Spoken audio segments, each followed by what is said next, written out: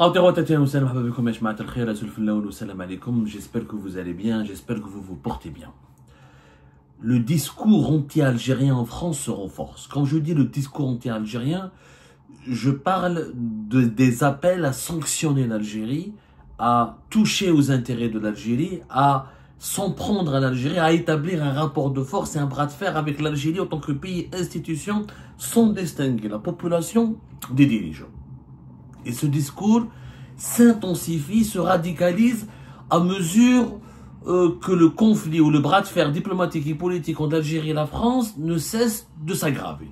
Plus ce bras de fer s'aggrave, plus nous avons des appels et des discours anti-algériens de plus en plus intenses, de plus en plus frontaux et de plus en plus directs, frontal.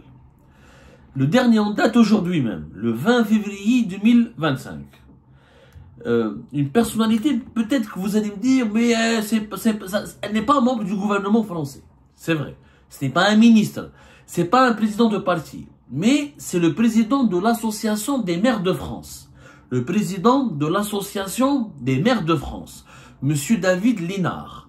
Qui est le maire de Cannes. Maire de Cannes depuis avril 2014. Cannes, c'est l'une des villes les plus importantes de la Côte d'Azur, l'une des villes les plus prestigieuses de France, parce qu'elle abrite le fameux festival de Cannes, et c'est la Riviera française, c'est un haut lieu du tourisme balnéaire, et du tourisme culturel, et du tourisme d'affaires en France, parce que Cannes, beaucoup d'Algériens et d'Algériens connaissent Cannes, elle est connue mondialement, Cannes, Nice, Monaco, Menton, la Côte d'Azur française, ça fait partie des bijoux du patrimoine touristique français.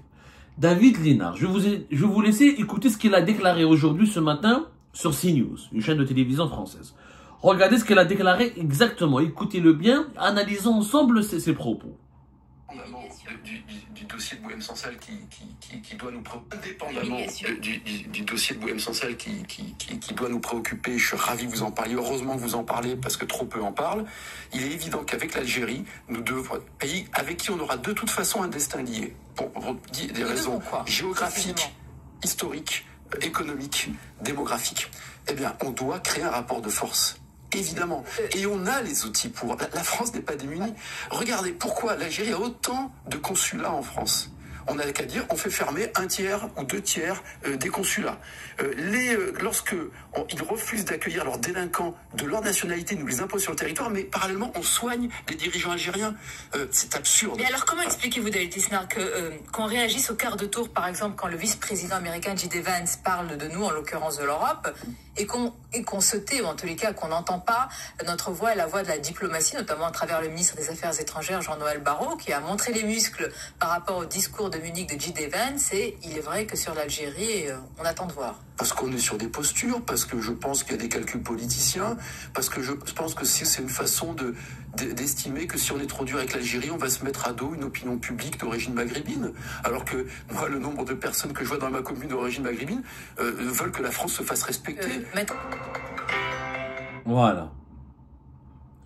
C'est quand même très intéressant, si vous voulez, de réécouter David Linard sur CNews. Elle est sur le site de CNews. Donc David Linard, il commence son intervention en n'étant pas dur. Il dit l'Algérie, quoi qu'il arrive, c'est un pays, nous avons un destin commun. Il y a l'histoire, il y a la démographie, il y a la culture, il y a la plus importante communauté algérienne établie en France, la plus importante communauté étrangère établie sur le territoire français, c'est la communauté algérienne. Il y a l'histoire, la colonisation, la guerre d'Algérie, l'immigration, la culture, la langue, il y a des liens très forts avec l'Algérie, on pourra pas se passer de l'Algérie ne pourra pas se passer de la France. Ça c'est vrai, il a complètement raison. Ensuite, il enchaîne. Il dit qu'il faut un rapport de force. Et il plaide pour la fermeture des consulats algériens. Alors, c'est quand même une mesure assez radicale.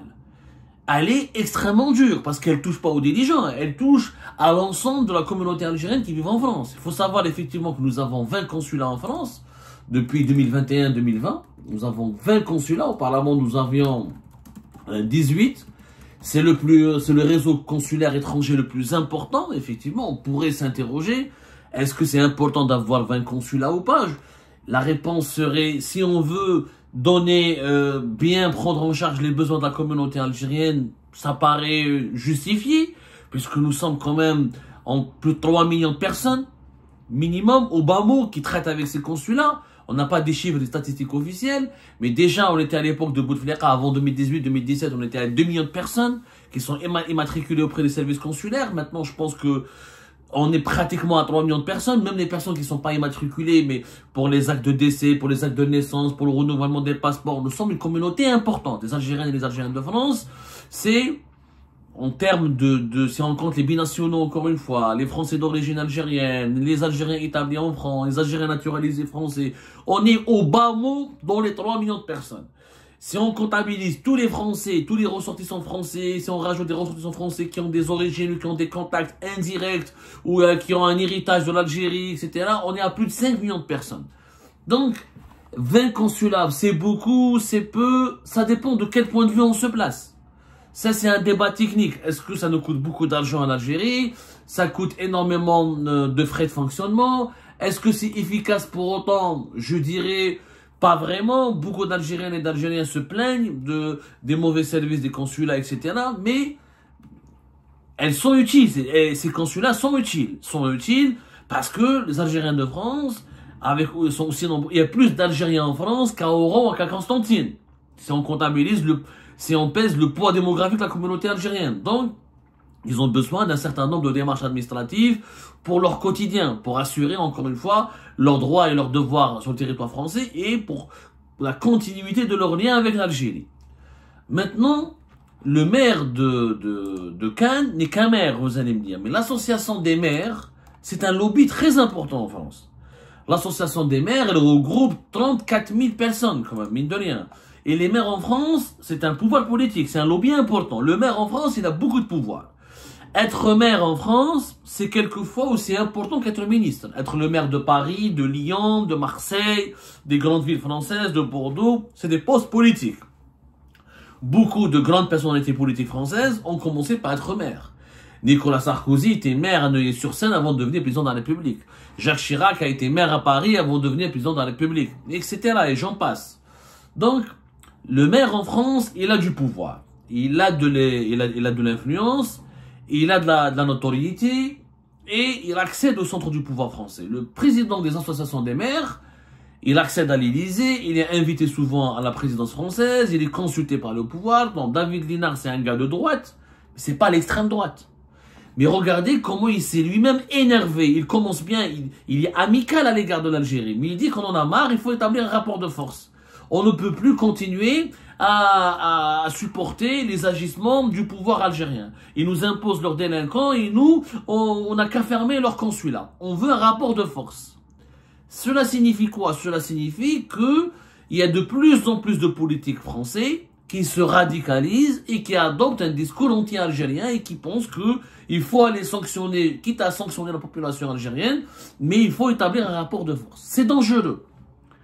Et là, si on prend la chronique de ces derniers jours, de plus en plus de personnalités politiques françaises, d'associations, de partis politiques, de médias, se mobilisent contre l'Algérie et ses intérêts. Ils commencent à avoir un discours extrêmement critique. Ça se justifie du point de vue français par rapport au nombre enfin, pas au nombre, à l'ampleur des tensions entre les deux pays. La stratégie du régime algérien, du pouvoir algérien actuel, sa stratégie à ignorer, à maintenir le bras de force, à ignorer les critiques françaises, à répondre par la froideur, à riposter à chaque fois par à montrer davantage ses muscles, à plus de sévérité, plus de force, à chaque fois. En fait, en ce moment, les actuels dirigeants algériens, ils reçoivent des coups de la part de la France, ils donnent des coups. Nous sommes dans un combat de boxe. Voilà. Pour ne pas dire ou un combat de coq ou un combat de boxe. Sa stratégie ne marche plus. Parce que cette stratégie, elle est en train de faire quoi? Elle est en train de permettre, même aux plus modérés, de se rapprocher de plus en plus des lobbies les plus anti-algériens qui sont à l'extrême droite. Aujourd'hui, le discours anti-algérien est en train de se banaliser au point où même des maires, même l'association des maires demandent des sanctions contre l'Algérie, contre les consulats algériens. Qui en est victime? C'est la population algérienne, c'est la communauté algérienne en France. Est-ce que l'Algérie a intérêt, est-ce que sa communauté subisse des torts ou les conséquences fâcheuses de ce bras de fer? Bien sûr que non. Vous allez me dire, mais l'Algérie va riposter, on va fermer le consulat de France en Algérie. Oui, mais il y a combien de Français qui vivent en Algérie? Il y a à peine 30 000. Et si on ferme les consulats de France en Algérie, il n'y aura pas de délivrance de visa, parce que c'est les services de consulat qui délivrent les visas. Ça veut dire qu'on va créer un autre problème qui est l'obtention des visas à Schengen pour les Algériens et les Algériens. Et nous sommes le premier demandeur, nous sommes parmi les 3 grands demandeurs depuis 2023, depuis 2024 exactement. En 2023, on était le 4e gros demandeur de visa Schengen pour la France au monde. Et en 2024, on a été le 3e gros demandeur de visa Schengen pour la France après la Chine et le Maroc. Donc, si on ferme les consulats français en Algérie, on va impacter aussi les Algériens et les Algériens qui ont besoin de ce visa pour la France pour aller en Europe, pour aller étudier, pour aller se soigner, pour aller retrouver leur famille, pour aller voyager, pour aller travailler. Donc, c'est la population algérienne qui est perdante. Ce bras de fer n'a plus aucun sens. Il alimente un discours dangereux contre l'Algérie, il rallie autour de lobby anti-algérien, autour de tous les extrémistes qui n'aiment pas l'Algérie, même les plus modérés sont en train de se dire, ah finalement ils ont raison les anti-algériens, l'Algérie n'est plus supportable, elle n'est plus fréquentable. Les épisodes, elle nous impose des délinquants, parce que le problème n'est plus que dans Boualem Sansal. Si les autorités algériennes actuelles se contentaient d'enfermer Boualem Sansal parce qu'il est algérien, et elles ont peut-être un peu raison sur le plan juridique, pas sur le plan moral. Sur le plan juridique, il est algérien, je dois le juger comme je veux. Oui, mais ne pas reprendre tes ressortissants. Des délinquants qui commettent des crimes sur le sol français, qui agressent avec des armes blanches, qui volent, qui pillent, qui violent, et tu les acceptes pas, tu ne veux pas les récupérer, c'est de la provocation. Là, ce n'est pas justifié ni sur le plan juridique, ni sur le plan moral. On va me dire effectivement que l'Algérie elle a des arguments, qu'il faut passer par des laissez-passer consulaires, une authentification consulaire et des droits. Mais quand on, sur 30 000 et quelques, on a vu les chiffres de 2024, sur 35 000 et quelques Algériennes et Algériens interpellés en situation irrégulière et impliqués dans des actes de délinquance, uniquement 2 000 et quelques ont été expulsés. C'est très peu. Il est légitime de la part des Françaises et des Français de s'inquiéter pour leur pays, pour leur sécurité, pour l'ordre public. Il est légitime de leur part, et c'est pas normal que l'Algérie laisse aussi ses enfants à l'étranger, être livrés à la délinquance, aux fléaux sociaux, au réseau de la criminalité, etc. Aujourd'hui, il y a un juste milieu. Cette crise, elle est contre-productive. Ni la France n'est gagnante, ni l'Algérie n'est gagnante. Les seuls gagnants sont les extrémistes en France et les extrémistes en Algérie. Les extrémistes algériens, les extrémistes en Algérie. Les extrémistes français qui ont un problème avec l'Algérie, quoi qu'il arrive. Il y a effectivement en France des extrémistes. Ils détestent l'Algérie, quoi qu'il arrive. Wallah, l'Algérie leur ouvre toutes les portes du paradis. Ils vont la détester. Ils sont comme ça, ils sont extrémistes. Ça existe des extrémistes, ça existe partout. Ça existe dans tous les pays du monde. Ça existe plus en France parce qu'il y a une histoire par rapport à la colonisation, par rapport aux descendants des colons, par rapport à la guerre d'Algérie. Il y a effectivement un extrémisme français anti-algérien. Mais il y a aussi un extrémisme algérien anti-français. Il y a aussi des Algériens et des Algériens qui sont bêtes et méchants et que la France c'est un... Wallah, la France leur donne 1000 excuses, ou elle leur donne tout ce qu'ils veulent, ou elle leur donne toutes ces richesses. Pour eux, la France, c'est un bouc émissaire, c'est les gros salauds, c'est le mal absolu, c'est le diable absolu, c'est à cause de la France que nous allons mal et que nous serons toujours malheureux. Donc, l'objectif est d'empêcher les extrémistes des deux pays d'asseoir leur emprise sur le débat public et de déterminer, d'accéder au pouvoir et de déterminer les choix des deux États respectifs et de formater les esprits des populations des deux pays respectifs. Il faut empêcher que les deux extrémistes montent au créneau en multipliant les provocations, les discours appelant à la haine, à la division et en semant la zizanie. À un moment donné, il faut qu'on soit sage. Les autorités actuelles algériennes, sa stratégie du bras de fer, de je t'emmerde, c'est quoi la stratégie actuelle?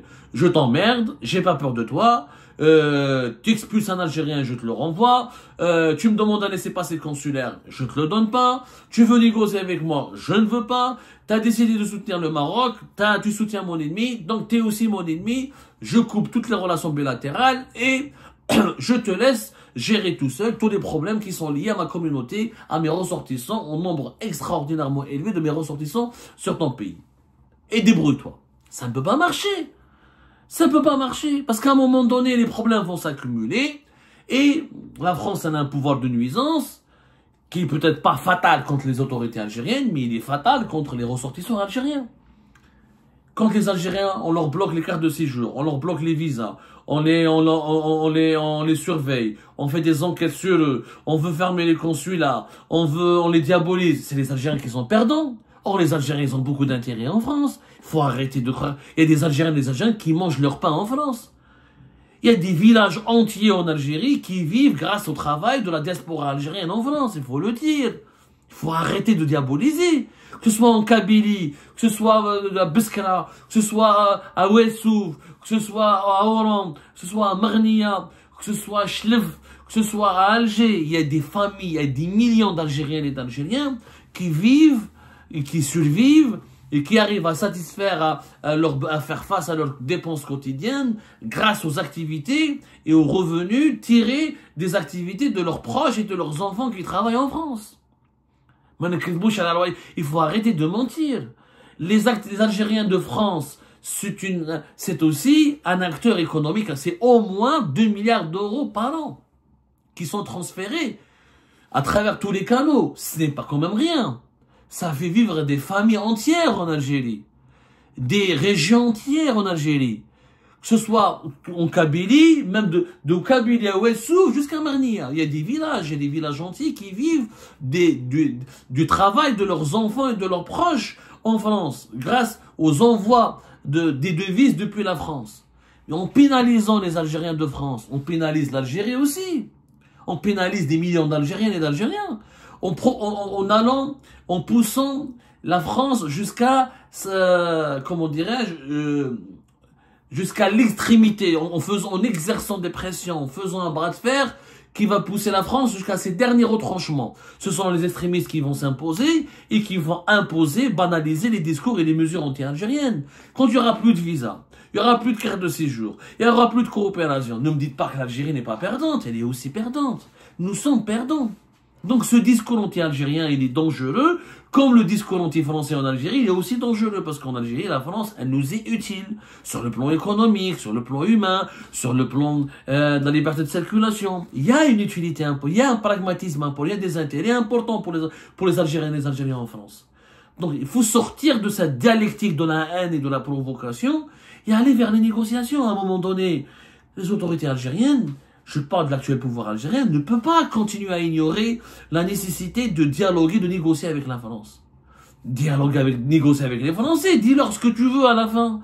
Dites-leur que nous voulons ça, ceci, et après on va trouver des compromis. Mais si on ne dialogue pas, si on ne discute pas, si on ne négocie pas, les problèmes vont s'accumuler, les tensions vont s'aggraver, et les intérêts seront compromis, y compris de nos compatriotes. Même les dirigeants algériens, ils ont des intérêts en France. Combien d'entre eux, même de M. Tebboune jusqu'à M. Chengriha, jusqu'à de nombreux membres du gouvernement algérien, ils ont des enfants et des proches. Si c'est pas des enfants, ils ont des cousins et des oncles et des tantes et des amis en France. Qui vivent en France, qui payent leurs impôts en France, qui touchent des minima sociaux en France, ou des avantages fiscaux et des avantages sociaux en France. Donc il faut pas arrêter de se mentir. Cette crise, elle est inutile. Cette crise, elle ne favorise que les extrémistes et les violents. Et les adeptes de la violence, ou les adeptes de la haine, ou les adeptes que les radicaux. Il n'y a que les radicaux qui se frottent les mains. À un moment donné, il faut discuter. Il faut négocier, c'est inévitable. C'est inévitable. Tu ne peux pas ne pas négocier avec un pays où tu as 20 consulats. Tu ne peux pas l'ignorer, tu ne peux pas continuer à faire un bras de fer. Tu ne peux pas continuer à vouloir le provoquer, à te disputer, te bagarrer à longueur de journée avec un partenaire aussi important que la France. Il faut discuter, il faut imposer à un moment donné un rythme de négociation et chercher à atteindre tes objectifs à travers un autre canal. Le canal du bras de fer ne nous ramène rien. Ça fait plus de 6 mois qu'on a un bras de fer avec la France. Depuis fin juillet 2024. Nous sommes à la fin du mois de février 2025. 7 mois. 7 mois de crise, de tension, de provocation, d'insultes, d'invectives, d'injures, de déclarations fracassantes les uns contre les autres. Ça nous a apporté quoi? Qu'est-ce que ça a rapporté à l'Algérie? Rien. Rien. Absolument rien. Ça nous a rien rapporté, puisque nos intérêts économiques et politiques et sécuritaires sont dans une relation apaisée, forte, mais apaisée, respectueuse et respectable, mais aussi apaisée avec un partenaire aussi important que la France. Donc, il faut absolument qu'on pose ce débat. À quoi ça sert de continuer à fournir des opportunités aux partisans du discours anti-algérien en France? Ça nous sert à quoi? Cette crise nous va ramener quoi? Est-ce qu'on a fait avancer une seule cause légitime que l'Algérie défend? Non. Non.